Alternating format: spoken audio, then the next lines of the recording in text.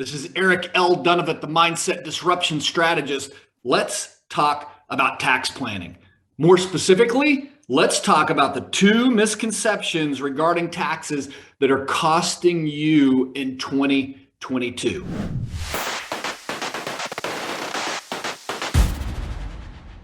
But before we do that, make sure that you subscribe to this page so that you're getting all the new information and all the new videos that are coming out. And to do that, you also need to hit the notification bell so that you'll get the notifications as new videos and as new information is coming out. That's just really going to help you build kingdom impact and generational prosperity. So the thing with tax planning, and the reason that we truly need to put some thought around it, is every single dollar that you pay excess on in taxes is a dollar that's gone. It's a dollar that you cannot get back and you can't use any longer. And I'm going to tell you, when I talk to most people and I ask them, hey, would you rather send your dollars to the government and let them allocate how that's going to happen? Or would you rather strategically think about how you could make use of those dollars? Could you make better decisions and better choices than maybe the government's making? Most people say, you know what? I think I could. I think there's things that I see that could be done. So let's go look at these two misconceptions that are costing you on tax dollars and see how you can take advantage of them. So let's look at dollars and the way the tax code is written and make sure we have a good perspective. So when we look at income or estate or even capital gains, there is a portion of dollars that we bring in that the tax code and the U.S. federal government says a certain portion has to be used for the social good of our country. And there's a certain portion that you can keep for family capital. Those two pieces are true. It's the way that it's written. And I think if you think about it this way, this is going to open you up to new possibilities. But when you think about it, what ends up happening is there is a portion that you know you can keep, and there's a portion that you know that you can't keep. One misconception is that everything I can't keep has to go to the IRS. Just because I can't keep it means that it must have to go to the IRS. It must have to go to the federal government and let them make decisions and choices on how it's going to be spent. That's the first misconception that's messing you up and costing you in tax dollars. The second one is this: you have family capital. This family capital can be used by your family, it can be used by your heirs. And when you think about this, the first thing that comes to mind is if somebody comes to you and says, hey, you should be more generous with this.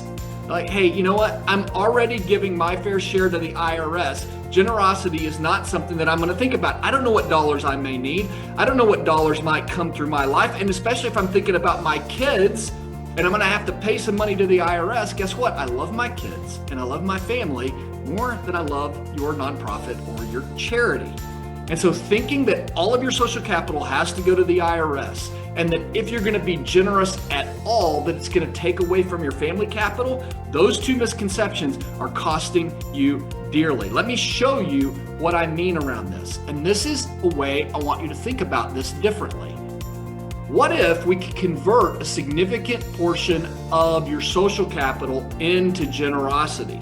Now, we can't completely get rid of your tax obligation. There's a tax obligation that everyone has due, but there's a lot of things that can be done, especially on estate and capital gains taxes, but even inside of income taxes that can be done to reduce this. One thing I'll tell you really quick as I get into this example is, do you know the biggest mistake I see most people make comes on capital gains taxes? Selling a business, or selling even appreciated stock or something that they're going to pay capital gains taxes on. Just, I'm going to have to pay the capital gains taxes. And they do zero to no thought beforehand that ends up costing them a whole lot more tax dollars than they realize. I've got another video more specifically on some tax strategies you can use that you may want to watch that'll help you see this more in depth. But you may be saying, Eric, I just don't know about generosity. What if it costs me? What if this really doesn't work out? I love the way that Anne Frank says this. It's just no one has ever become poor by being generous. And I'm going to tell you, when you start to unpack this and really see this, it's going to open your eyes to possibilities. But the other thing that I'm going to tell you is, having worked with hundreds of families over the years, the families that are more generous have actually been the families where I've seen their wealth continue to increase and expand, because their generosity mindset has put them in a place where God says, hey, if I can get it to you, I know I can get it through you. And so you're a vessel that I know I can bless. And I see this happen over and over and over again. So let's unpack this a little bit. So if I think of my social capital and look at it more from a generosity standpoint, when I'm embracing generosity, I'm decreasing income taxes, I'm minimizing capital gains taxes, and this is a tool that can be used to completely eliminate the state taxes. The state taxes are completely optional. And if you will think about it and look at it, there are strategic ways where no one should be paying estate taxes who has an estate tax bill. But here is the interesting thing that happens. When you use generosity, especially to decrease income taxes or to minimize capital gains taxes, it actually ends up allowing you to hold on to more family capital. We paid less in income taxes. We minimized our capital gains taxes. Guess what? That puts more family capital in place that's now in your control to leverage and use.